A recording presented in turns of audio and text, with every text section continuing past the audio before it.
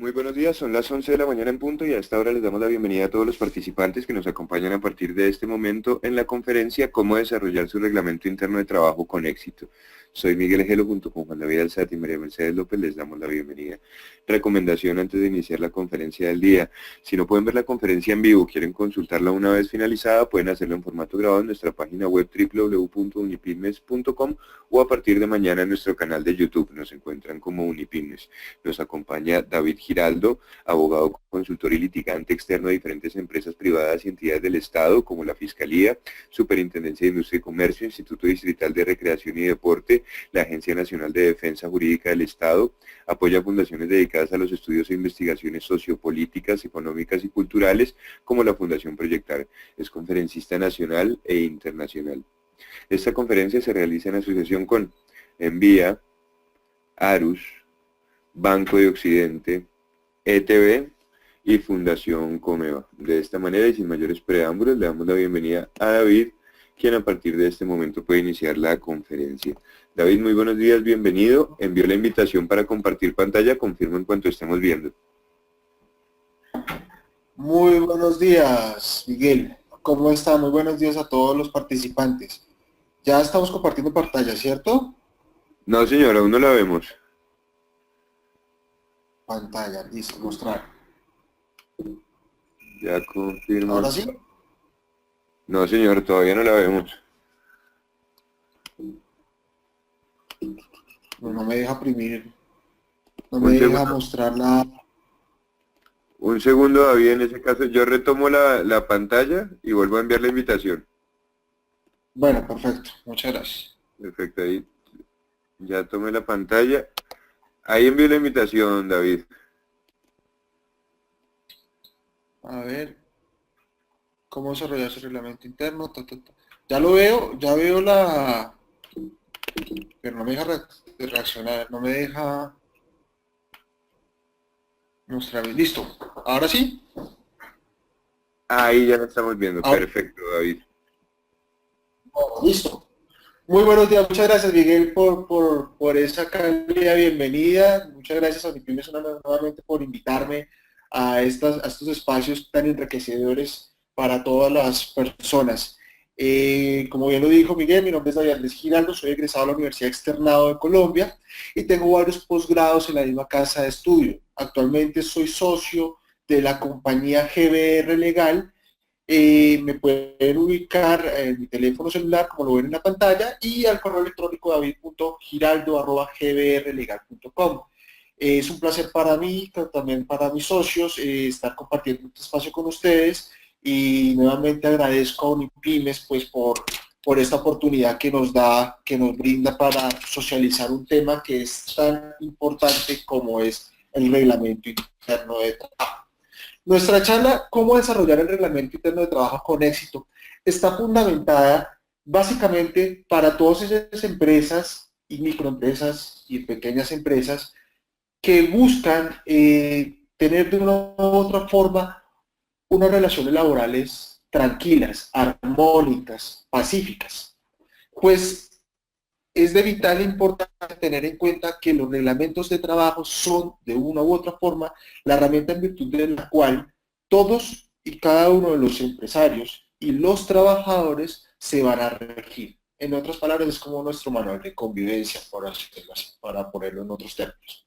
Para efectos metodológicos, hemos decidido hacer una breve introducción al contrato de trabajo, algunas implicaciones que tiene el contrato de trabajo, con el fin de, digamos, concientizar más los alcances y las implicaciones que ello trae dentro de las relaciones laborales que nos encontramos, que se ejecutan hoy en nuestro país. Encontramos entonces que nuestra legislación laboral define el contrato de trabajo como un vínculo jurídico en virtud del cual una persona natural se obliga a prestar un servicio personal a favor y en beneficio de una persona natural o jurídica a cambio de una remuneración. Vamos a pasar muy rápido por estos conceptos, simplemente los quiero nombrar con el fin de de socializar, de sensibilizar más este tema, pues es la primera base, el primer paso para todo el tema del reglamento interno de trabajo. Hoy en día el reglamento de trabajo. Encontramos entonces que nuestras modalidades del contrato de trabajo son el contrato verbal y el contrato de trabajo escrito. Básicamente, y espero que ninguno de ustedes tenga dentro de sus relaciones laborales un contrato verbal, pero si las tienen, espero que se haya por lo menos y como mínimo la naturaleza del trabajo que se va a desarrollar, el lugar del trabajo donde se va a desarrollar la actividad, el valor de la remuneración y la periodicidad de esa remuneración y la duración del contrato de trabajo. No necesariamente, debe hacer eso. El contrato de trabajo verbal puede comportar un tema de ser indefinido, David. pero si entre las partes hay un acuerdo. Entonces, como les venía diciendo, lo importante es demostrar la existencia de unos límites temporales en los contratos verbales de trabajo. Por el contrario, en los contratos de trabajo escritos se debe establecer pues las mismas condiciones de los contratos de trabajo verbales y también se debe contener pues obviamente la identificación del empleador, ¿sí? Las partes y los domicilios, el lugar y la fecha en la que se celebra el contrato, la naturaleza de la labor, la remuneración, su forma y la periodicidad, y también la estimación del salario en especie. Y en los contratos en los que, en todos los contratos, cuando se dispone la celebración de un periodo de prueba, pues evidentemente también se tiene que establecer el periodo de prueba dentro de él. Espero, para continuar con la conferencia, aquellas personas que están contratando personas por medio de vínculo de contrato de prestación de servicios, tengan en cuenta que durante la ejecución de esos contratos es evidente y es fundamental que no se constituyan estos elementos del contrato de trabajo, pues de lo contrario estaríamos inmersos en un tema de contrato realidad. Por favor, es digamos que una petición que siempre hacemos, hay que evitar este tipo de contratos de prestación de servicios, digamos que disfracen las relaciones laborales. Para demostrar cuándo existe un contrato de trabajo, tenemos que tener en cuenta que existe una actividad personal de trabajador, es decir, que los contratos de trabajo son intuitos de persona que dependen directamente de las características y aptitudes de los trabajadores o de la persona que se contrata. Un salario como retribución, encontramos entonces que todo el salario puede ser pactado en especie en una parte y en dinero en otra, pero definitivamente la remuneración y la retribución es la actitud que tienen los trabajadores de obtener en cierta forma riqueza por la labor desarrollada. Y el tercer elemento que nos sirve para demostrar la existencia... David. David. Sí, señor. Perdón la interrupción, David, es que estamos experimentando algún problema con el sonido. Es mínimo, pero si es posible podemos cerrar todo lo que sea ajeno a la presentación. Está todo cerrado. Pues tengo todo, con mucho gusto ya les cierro aquí. A ver si podemos... ya quedó solo la presentación de nosotros. Listo, yo ahí escucho mejor. ¿Me confirman, por favor? Otra vez, David, para ver si que me confirmen a través del chat si ya escuchan mejor. A ver, ¿continuamos o ahora sí No, es que allí se está cortando. con los problemas? No sé si es cuando se pasan las diapositivas. Ah, qué raro. Pero yo les estoy escuchando bien, estoy aquí conectado al sistema. No sé, digamos que ya tengo todo cerrado todo para precisamente que estemos trabajando bien. Allí están escuchando mejor en esta última intervención de David.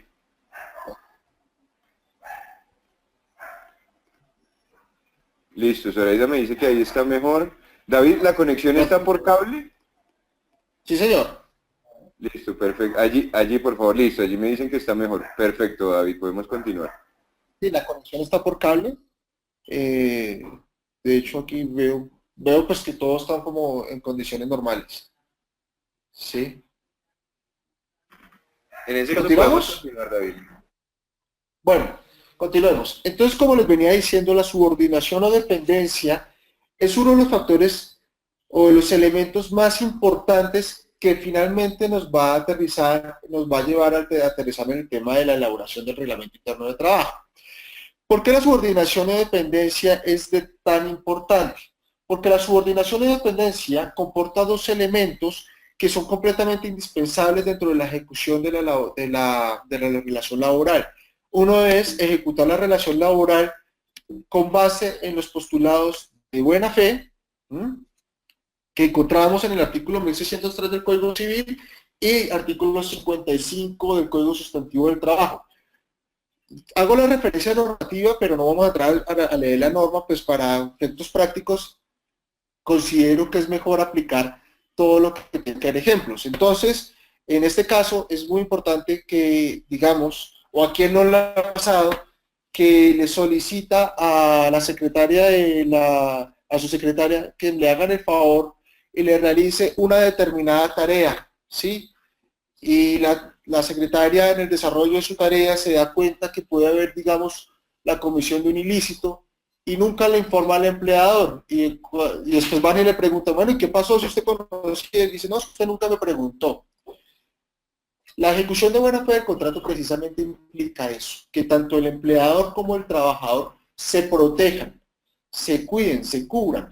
Entonces, el trabajador espera del empleador que exista que el empleador cumpla con todas sus obligaciones laborales derivadas del contrato del trabajo y el empleador en consecuencia también espera que el trabajador cumpla con todas sus funciones con diligencia y con experticia conforme al conocimiento y a las aptitudes por las cuales se contrata el trabajador. Basados en ello, la sentencia T519 nos habla sobre la existencia de la buena fe y nos dice que el principio de buena fe preside igualmente las relaciones y las garantías laborales en las cuales el trabajador, en especial cuando entrega su fuerza y capacidad de trabajo a una entidad pública, confía que la autoridad, al encargarle una labor, no desconocerá o buscará evadir posteriormente su responsabilidad como ente público y cumplirá las obligaciones que como empleado le corresponden. Si bien vemos que en esta definición hay un poco de un tinte de autoridad pública, no podemos desconocer que las relaciones obrero-patronales también se rigen con este principio de la buena fe.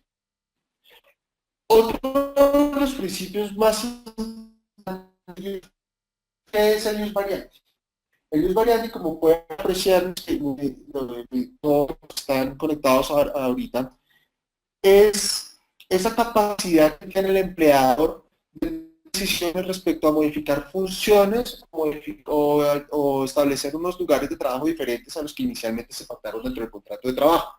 Sin embargo, ello no es absoluto. Si el empleador llega a atentar contra los derechos fundamentales del trabajador, pues digamos que en cierta forma va a abusar del... Entonces, basado en ello, les quiero, digamos, poner un ejemplo de respecto a podría en consecuencia, por ejemplo, y es una práctica que ponen, que es común, poner a una secretaria a realizar labores de mensajería, de auxiliar contable, porque ya son funciones completamente diferentes. O cuando pasa que ponemos al contador a realizar funciones de abogado, también son funciones diferentes y generan un exceso en el ius variandi. Continuemos y ahora sí entremos en la materia. ¿Qué es el reglamento de trabajo? El reglamento de trabajo, como bien lo explicaba al principio, es, para decirlo de forma coloquial, las reglas de juego en virtud de las cuales se van a regir las relaciones obrero-patronales. Entonces, basado en ello, siempre un trabajador va a saber cuáles son los procedimientos que se aplican dentro de la empresa y el empleador va a poder acudir a ellos en el evento en que ocurran circunstancias como la necesidad de llamar la atención, como la necesidad de imponer multas o sanciones. Es necesario en este punto advertir que el reglamento interno debe consagrar todas las sanciones y todas las multas, ¿sí?, que sean necesarias aplicárseles, pues de lo contrario serían completamente ineficaces y en un proceso laboral, pues digamos que podríamos llegar a perderlo por este concepto. Salvo, y también es de advertir, que el inspector de trabajo pueda ejercer sus funciones administrativas e imponer las sanciones por el incumplimiento de la existencia del reglamento interno de trabajo. Hoy en día se llama reglamento de trabajo. Bueno, Continuemos. ¿Quién está obligado a adoptar el reglamento de trabajo? Las empresas que están obligadas son las empresas comerciales que tengan trabajadores, las empresas industriales que tengan más de 10 trabajadores y las empresas agrícolas que tengan más de 20 trabajadores. Ellos son las personas jurídicas que están obligadas a tener un reglamento de trabajo. Ahora bien, la pregunta es, sí, pero ¿cómo empezamos a realizar el reglamento de trabajo? Lo primero que tenemos que tener en cuenta es que para su elaboración, el empleador puede o está habilitado por el legislador para desarrollarlo con absoluta libertad, salvo que exista un pacto o un acuerdo convencional, un pacto o un acuerdo. Sin embargo, el legislador en la sentencia C934 del 2004, en virtud de la cual realizó el examen de constitucionalidad del artículo 106, estableció que el empleador, si bien tiene la libertad para elaborar el reglamento de trabajo, lo más importante para él es que en el momento de las sanciones o imposición de sanciones y multas, se socialice ello con los trabajadores, pues es importante la opinión de ellos. Bueno. ¿Cuáles son los efectos jurídicos del contrato de trabajo? Y esto es una práctica que no es muy común de todos los empleadores, y aquí quiero llamar la atención a todos ustedes.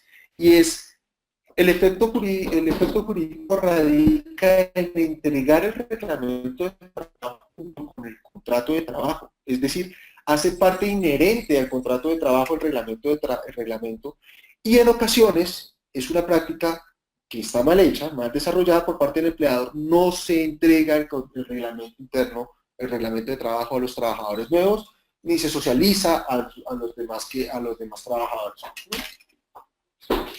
Entonces vemos como, por ejemplo, en ocasiones contratamos a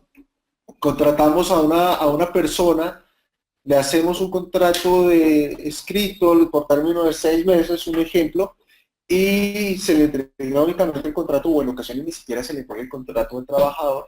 Y esto, si el inspector de trabajo o el ministerio llegase a considerar necesario hacer una revisión en su sociedad respecto de las relaciones laborales, cómo se están llevando, pues podría acarrear varias sanciones y multas en contra del empleador. Hay que tener mucho cuidado con ello porque siempre los reglamentos de trabajo deben estar junto con el contrato de trabajo. Vamos a indicar cuál es el contenido del reglamento de trabajo y para ello quiero hacer un énfasis especial en lo siguiente. Cada reglamento de trabajo es como si fuese la horma de los zapatos. Es el mejor ejemplo. No,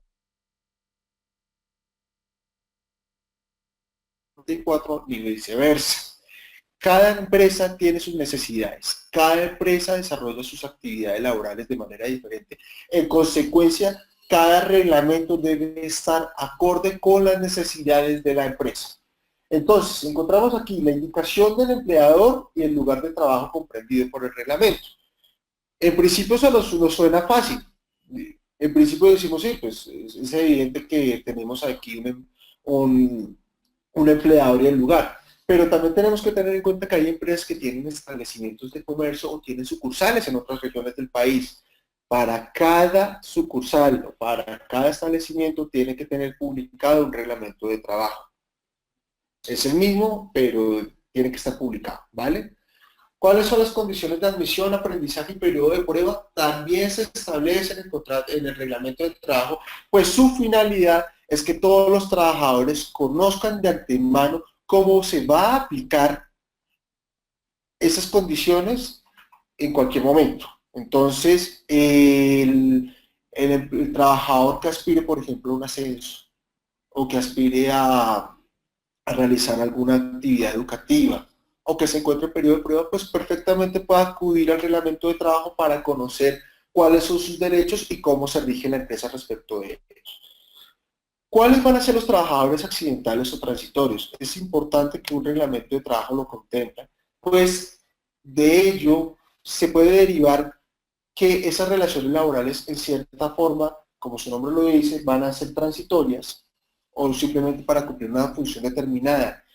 Y ello implicaría que esos trabajadores conocen de antemano cuál va a ser la duración y cuáles son las condiciones en las cuales se va a ejecutar ese contrato. ¿Listo? Otra cosa, otro punto que podemos encontrar aquí es la jornada de trabajo.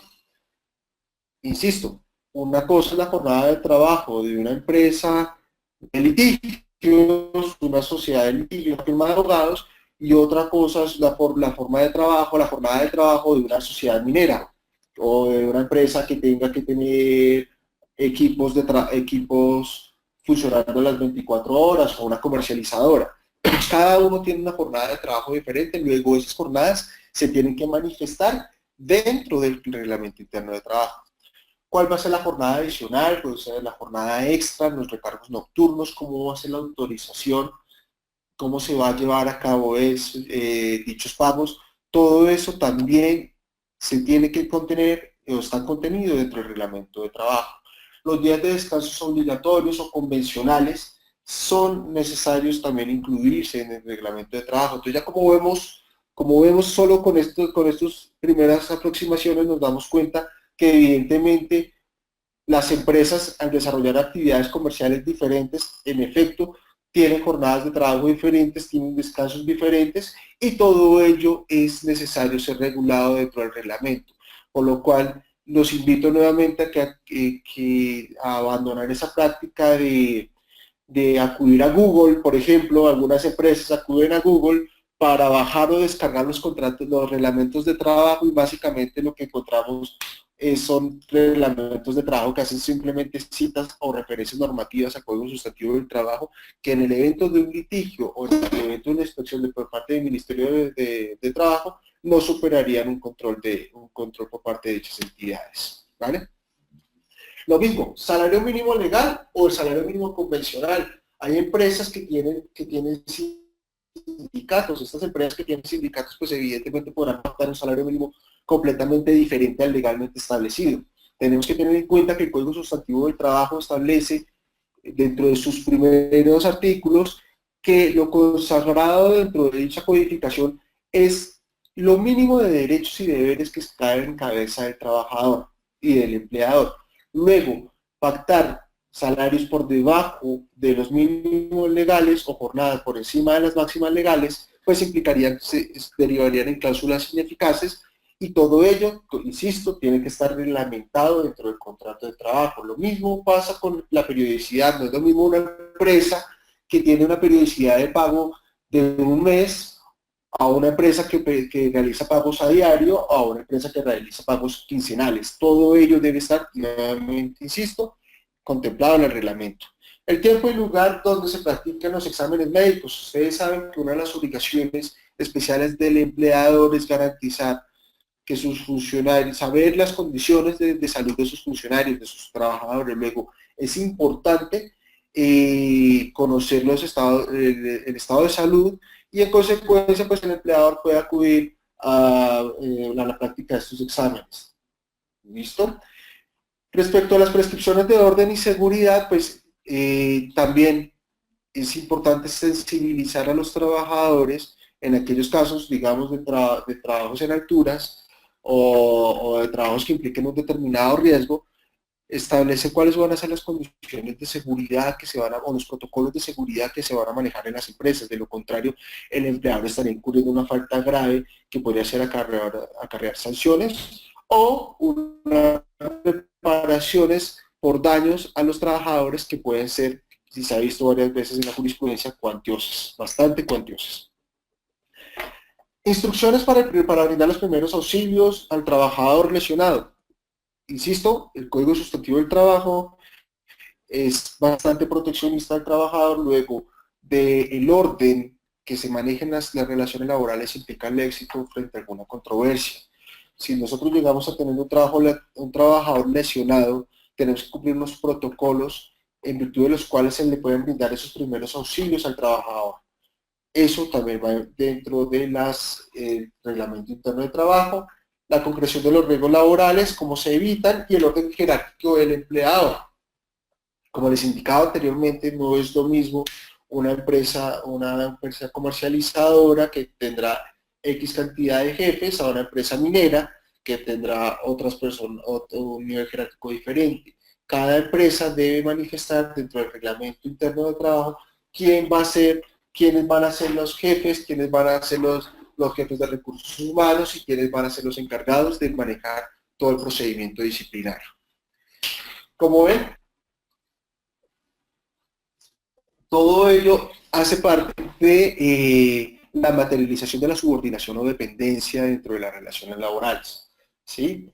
Entonces, por ello mismo es que encontramos que el reglamento de trabajo lo que busca es prever una serie de eventos que puedan llegarse a presentar a lo largo de la ejecución de la relación laboral. Lo mismo vemos aquí, la indicación de las labores que se pueden hacer o no desempeñadas por mujeres o por menores de 16 años y normas directrices especiales a tener en cuanto a las actividades laborales, las obligaciones y prohibiciones de los trabajadores y de los empleadores, es decir, hay que establecer límites cuando nos encontramos frente a un contrato de trabajo, lo que implica es la existencia de una subordinación, es decir, que estamos frente a una relación laboral, una relación contractual que no es entre similares, sino que el contratante, en este caso el empleador, va a tratar al contratista o va a tener una condición favorable dentro de la ejecución del contrato. Entonces, por eso es necesario que existan las obligaciones y prohibiciones tanto para los trabajadores como para los empleadores con el fin de regular estos abusos o evitar por parte del empleador. Entramos aquí a un punto que es de vital importancia y que es trascendental, es el corazón de los reglamentos de trabajo, y es la escala de faltas y el procedimiento disciplinario, la forma de aplicación de las sanciones.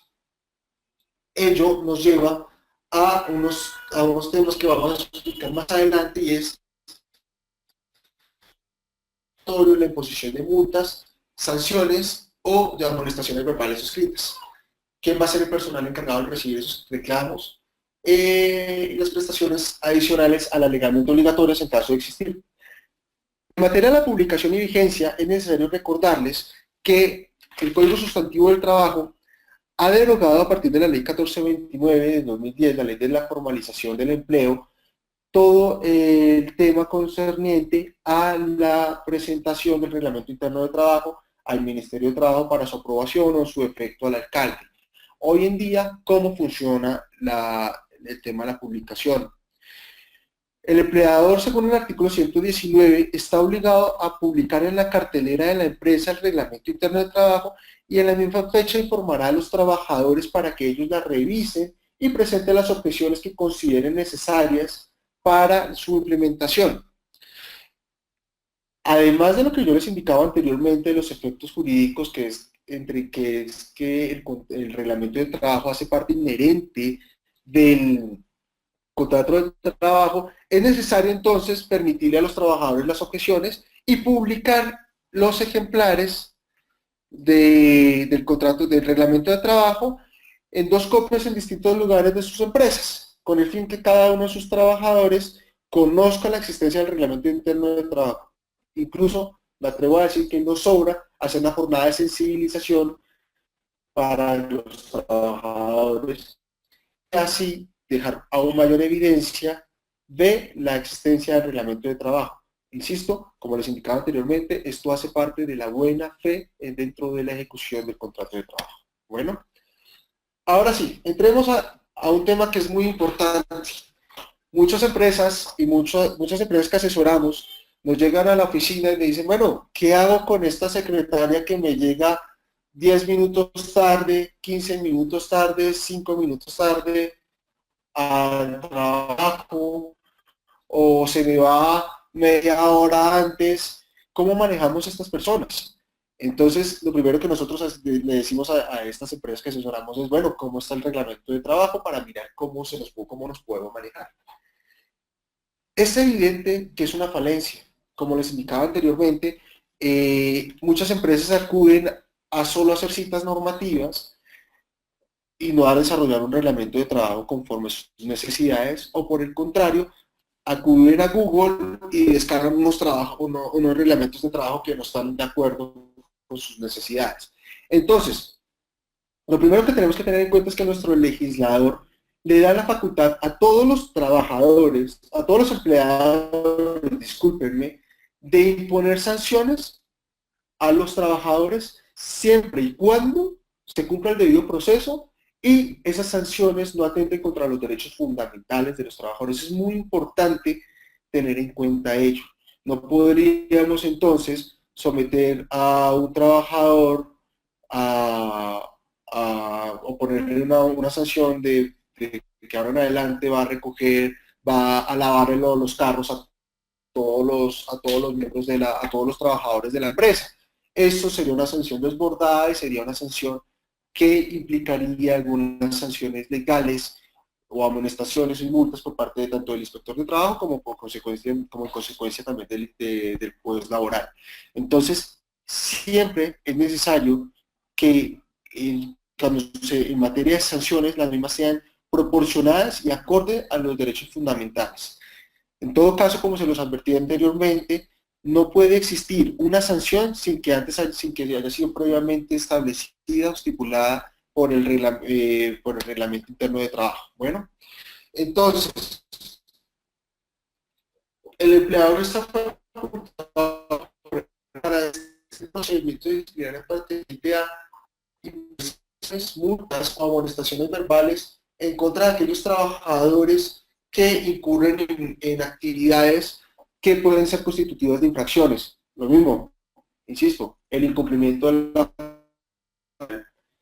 en el estado de la empresa, el cometer actividades delictivas dentro de la empresa, faltarle a la moral, a las buenas costumbres. Esto es un tema un poco más delicado, pero digamos que puede ser también contemplado por el de procedimiento disciplinario, porque nos encontramos, por ejemplo, que hay trabajadores que llegan a las empresas y hacen apuestas, o se ponen a jugar cartas, o realizan préstamos dentro de las empresas, y el empleador no encuentra, si no tiene el reglamento de trabajo bien establecido, pues no encuentra mayores procedimientos para imponer unas sanciones, y de lo contrario, si imponen las sanciones sin existir el reglamento interno de trabajo, en caso de despido, por ejemplo, podría llegarse a constituir en un despido sin justa causa.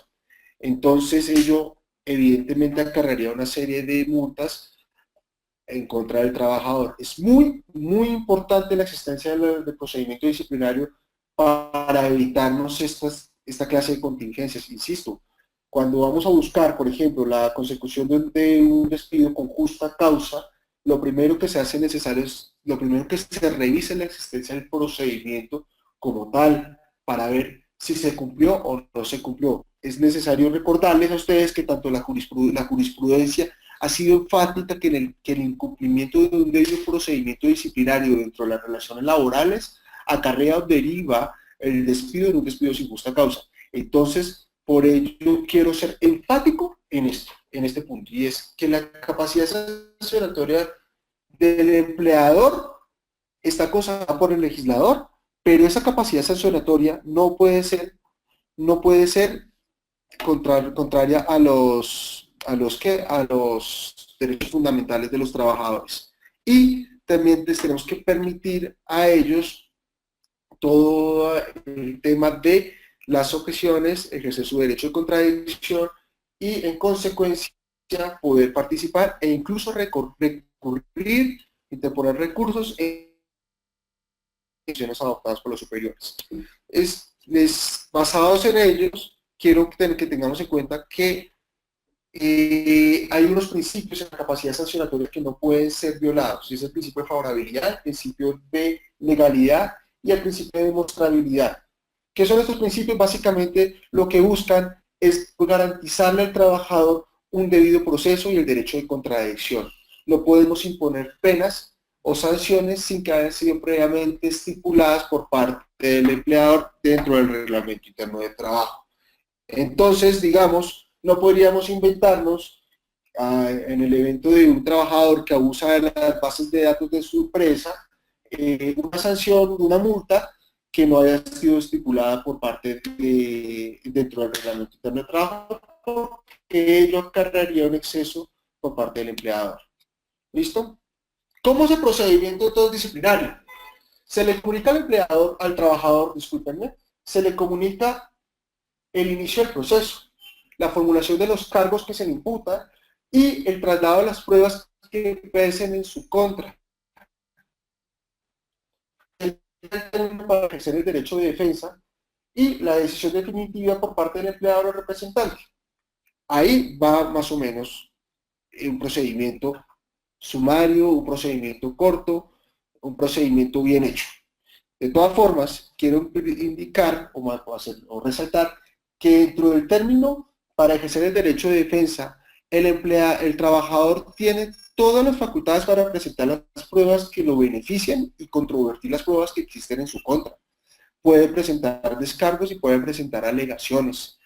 Todo ello se hace en marco del debido proceso contemplado en el artículo 29 de la Constitución Política.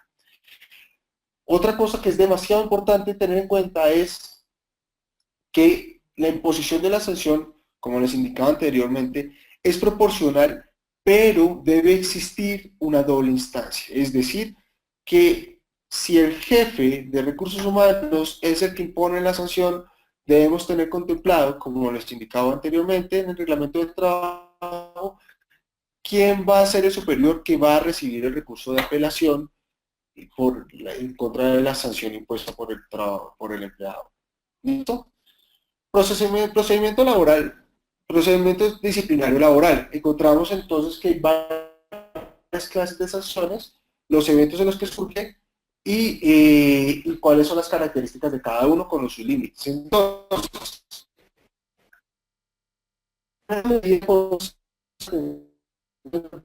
represiones escritas como lucir el empleador, según la actuación del trabajador, lo que les indicaba anteriormente. ¿Qué hacemos con esa secretaria que nos llega 5, 10, 15 minutos tarde en cada jornada de descanso o al inicio de las labores?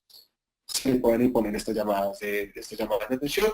Nuestra legislación no contempla ningún límite a ello, pero sí es básico, sí es demasiado importante que copias de esas amonestaciones reposen en la hoja de vida del trabajador con el fin de que el día de mañana podamos demostrar el despido con justa causa en el evento en que sea necesario adoptar estas decisiones, ¿vale? Multas. El artículo 113 del Código Sustantivo del Trabajo nos indica que las multas que se prevean solo pueden causarse por retrasos o faltas de trabajo sin excusa suficiente. No pueden exceder de la quinta parte del salario del día y su importe se consigna una cuenta especial que tiene una destinación especial que ya les vamos a indicar. Estas multas tienen una característica especial y es que no requieren una autorización de descuento, que se pueden ser destinadas para premios a los trabajadores, ya les explicaré cómo es ello, y que la cuantía de la multa del periodo que se realice, la cuantía de la multa y el periodo en que se realiza el descuento tiene que ser inmediatamente posterior a la imposición de la sanción, ¿vale? Continuando pues con el tema de la suspensión de labores, es decir, cuando ya encontramos que son casos demasiado fuertes que necesitan definitivamente la adopción de medidas más coercitivas, encontramos que el Código Sustantivo del Trabajo nos faculta para imponer sanciones o suspender a sus trabajadores cuando la situación se desborde. Se me ocurre aquí un ejemplo que digamos, en una empresa que asesorábamos, y era que este trabajador venía constantemente a hablar mal de sus compañeros de trabajo, que generaba un mal ambiente laboral. Se le requirió, se le inició procedimiento disciplinario. La primera vez se le sancionó con 8 días para que no se presentara al lugar de trabajo, y una vez cumplió sus 8 días, se reintegró a sus actividades, pero él continuó con estas prácticas. Se le impuso una nueva sanción por un tiempo un poco más prolongado, pues en este momento no recuerdo si fueron 2 semanas o 3 semanas, y continuó con esas actividades hasta que se le impuso una sanción de 2 meses. ¿Qué implica o qué consecuencias tiene la imposición de una sanción en estos temas de suspensión de labores? Como lo pueden ver, se establece pues cuáles son los límites temporales, pero el contrato de trabajo queda absolutamente suspendido. La implicación jurídica de la suspensión de este contrato es nada más y nada menos que las obligaciones en cuanto a salario no se realiza, con la obligación de retribución en cuanto a salario no se realiza, pues el trabajador se encuentra suspendido y el contrato también se encuentra suspendido en consecuencia. Entonces, vemos que, como les indico, tenemos unas sanciones que están contempladas por la ley, tenemos un límites y tenemos unas características de cada una de las sanciones. Todo ello, insisto, debe ir preceptuado dentro del reglamento interno de trabajo. ¿Qué es la doble instancia? La doble instancia es la facultad que tiene toda persona para solicitarle al juzgador que revise su decisión, que la reconsidere y en el evento en que su juzgador no lo realice, pues solicitar al superior jerárquico que realice la revisión. En este orden de ideas, el trabajador, como les indicaba anteriormente, se va a basar en la estructura orgánica de la empresa para mirar quién va a ser o la persona que va a conocer de la impugnación de la decisión adoptada por el jefe inmediato. Entonces, el trabajador acude al superior jerárquico para que éste, mediante el análisis que le corresponde, determine si le asiste o no la razón al jefe que impuso la sanción, ¿vale? En este caso es importante resaltar que no se prevé un término de caducidad para que el trabajador pueda imponer ese recurso de apelación. Es una falencia que encontramos dentro de la norma, pero es importante que tengamos en cuenta que no existe un término. En todo caso, lo que sí es importante es determinar que existe una doble instancia y que se debe tener en cuenta. ¿Listo?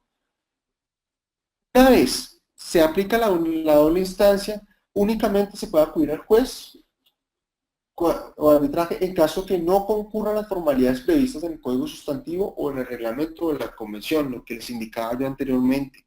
Si encontramos un trabajador, si le imponemos una sanción a un trabajador y esa sanción no ha sido contemplada dentro del reglamento interno, dentro del contrato, simplemente el trabajador puede acudir ante la justicia laboral o ante un árbitro para buscar la inaplicabilidad o la revocatoria de esa sanción, precisamente por no estar contemplada en el reglamento. Es demasiado importante, reitero, tener un reglamento acorde a las necesidades de la empresa para evitar sanciones o evitar la ocurrencia de litigios que puedan resultar bastante onerosos para las empresas. ¿Vale? Conductas constitutivas de infracciones. Nuestro ordenamiento jurídico contempla una serie de conductas que pueden llegar a ser constitutivas de infracciones. Sin embargo, ello no es óbice para que los empleadores puedan imponer otras conductas constitutivas de infracciones. Hay una cosa que olvidé al principio de la explicación del reglamento interno y que la voy a manifestar en este instante, y es ningún reglamento interno puede ser de una u otra forma modificado por el empleador para poner normas de conducta morales, códigos de conducta morales que afecten o que vayan en contravía de las condiciones o creencias de las demás personas. Luego, yo no podría imponer a mis trabajadores un ejemplo que a las 12 del día todos salgan a rezar al Corán o al Islam cuando tenemos cristianos o miembros de otras comunidades religiosas. Eso no está permitido y sería una cláusula ineficaz.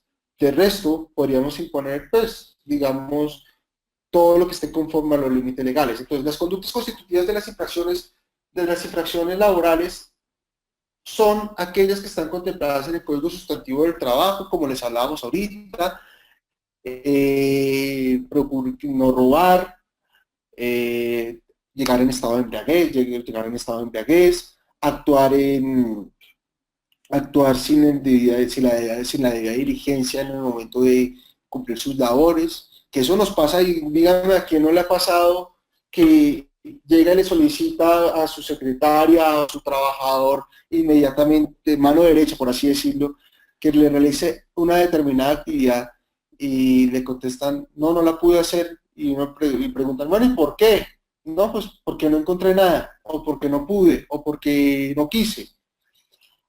Todo ello implica que el empleador puede realizar procedimientos para evitar la ocurrencia de esas actividades por parte de los trabajadores.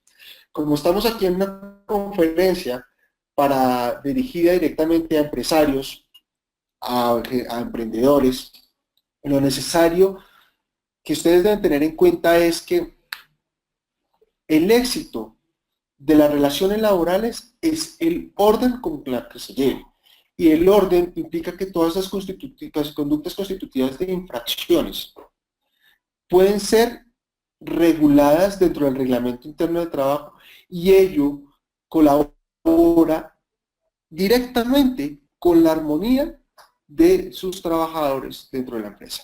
Pues, dígame a quién no le ha pasado cuando vemos que un trabajador llega a las 10 de la mañana y la hora de ingreso es a las 8 de la mañana y el jefe no le dice nada, entonces al trabajador le genera malestar y genera un mal ambiente laboral. Desde que esté la conducta constitutiva de infracción contemplada, se puede actuar y se puede realizar un procedimiento disciplinario. El empleador en consecuencia tiene capacidad para imponer sanciones y para imponer multas. Como les explicaba anteriormente, no se requiere de la autorización escrita del trabajador para imponer la multa o para realizar el correspondiente descuento. Como es una multa y corresponde a un procedimiento interno de la empresa, está perfectamente legitimado el empleador para imponerla. ¿Listo? Entonces no podríamos actuar en contra de ello. ¿Cuál es el destino de las multas? Pues evidentemente las multas van a estar destinadas a favor de los trabajadores. Mal haría el empleador de quedarse con esas multas. Es muy importante tener cuidado con eso. El valor de las multas va a estar dirigido para ofrecer dádivas, rifas, premios a los trabajadores a final de año, fiestas, lo que se le ocurra al empleador. Bueno, es importante tener en cuenta, y esto es una advertencia que siempre le hago a las empresas que asesoramos, y es que todo empleador se encuentra obligado a realizar el reglamento interno de trabajo, pero esa obligación no es una obligación que sea en vano. Simplemente el incumplimiento de estas obligaciones acarrea que el Ministerio de Trabajo, en virtud del cumplimiento del artículo 486 del Código Sustantivo del Trabajo, pueda llegar a imponer sendas sanciones en contra del empleador que incumpla con lo preceptuado en el Código Sustantivo del Trabajo, y el reglamento de trabajo es un deber del empleador. Luego podemos vernos enfrentados a multas hasta de 5.000 salarios mínimos legales mensuales vigentes en el evento en el que el Ministerio de Trabajo, por intermedio de sus inspectores o los funcionarios que éste designe, realice las actividades de policía administrativa y en consecuencia encuentre que una empresa que ellos están revisando tiene faltante o carece de un reglamento de trabajo. Es muy importante en consecuencia tener un reglamento de trabajo para evitar sanciones por parte de los empleados, del Ministerio de Trabajo y por parte de los funcionarios. Cada empleador, como les indicaba, y esto es un mensaje con el cual queremos terminar esta presente conferencia, es cada empleador requiere un reglamento interno de trabajo que se encuentre conforme a las necesidades y particularidades propias de la actividad comercial que está desarrollando la empresa. Por ello es indispensable que la relación indispensable para la relación obrero-patronal que se realice el contrato de trabajo conforme a las actividades y provisiones y procedimientos que son inherentes durante la ejecución del contrato laboral. ¿Listo? Muchísimas gracias. Mi nombre es David Andrés Giraldo Varila. Soy abogado del grupo GBR Legal, soy socio del grupo GBR Legal. Cualquier duda, comentario o inquietud pueden escribirme a david.giraldo@gbrlegal.com. Muchísimas gracias a todos ustedes. Cualquier inquietudes, dudas, comentarios, pues estamos aquí para resolverlas y obviamente asistirles, pues evidentemente es un tema que requiere de bastante atención por parte de ustedes que son empresarios y emprendedores en sus actividades. Entonces, pues estamos completamente abiertos a las inquietudes que se hayan desarrollado a lo largo de la charla. Muchísimas gracias. David, muchísimas Muchísimas gracias por la conferencia de hoy. En efecto, vamos a dar inicio a la ronda de preguntas. Les recuerdo que para interactuar con David lo pueden hacer a través del micrófono, haciendo clic en la manito de color verde que aparece en el panel en la parte superior derecha de su pantalla, o pueden formular sus preguntas y comentarios vía chat. Antes de iniciar ronda de preguntas, vamos con nuestra acostumbrada encuesta interna para conocer sus apreciaciones con respecto a la sesión. Para contestar, solo deben dar clic en una de las opciones en pantalla. La pregunta es, ¿se desarrolló con claridad la conferencia de hoy? Se desarrolló con claridad la conferencia de hoy. Para contestar, solo deben dar clic en una de las opciones en pantalla. Les recuerdo que para nosotros es muy importante que realicen el sondeo, pues es la manera en que evaluamos a los conferencistas. Y recordarles también que el 7 y el 8 de septiembre estaremos impartiendo un consultorio jurídico, reglamento interno de trabajo y procesos disciplinarios. Está orientado a los participantes en la implementación de un reglamento interno de trabajo acorde con las características propias de la actividad económica de cada sociedad. Les recuerdo, iniciamos el 7 y finalizamos el 8. Es una doble jornada en la que vamos a estar ampliando los temas que vimos hoy, entre otros temas.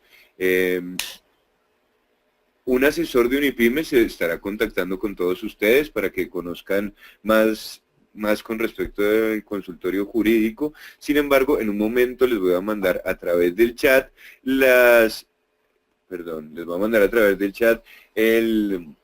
el contacto de María Mercedes López, con quien pueden tener mayor información con respecto al consultorio jurídico. De esta manera cerramos el sondeo e iniciamos con pregunta de la audiencia. Nancy. A ver, un segundo, perdón, me regreso un poquito, vamos a iniciar. Diana Janet Londoño, cada vez que salga una nueva ley laboral hay que reformar el reglamento.